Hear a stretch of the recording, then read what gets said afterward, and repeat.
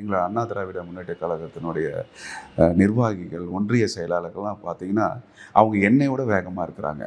நான் பார்த்துட்டேன். நான் இப்படி ஏன்னா இது அதிமுக கோட்டைன்னு சொல்லுவாங்க. அது சின்ன குழந்தை கேட்டால் கூட சொல்லுவாங்க இது அதிமுக கோட்டை தான்.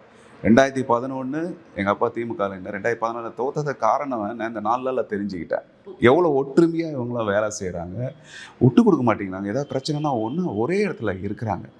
இப்போ தேசிய ஜனநாயக கூட்டணியில் இருக்கிறவங்க தலைவராக இருக்கிற அண்ணன் எடப்பாடியார் அவர்கள் இங்கே அண்ணா திராவிட முன்னேற்ற கழகம் இங்கே வந்து நிர்வாகிகள்லாம் என்னை அவ்வளோ அன்பாக உபசரித்து ஒரு பெரிய வெல்கம் பார்ட்டிங்க கொடுத்தாங்க. என்னை வரவேற்றாங்க. ஒரு 5 மணி நேரம் என்னை காரில் வச்சு போனதில்லை.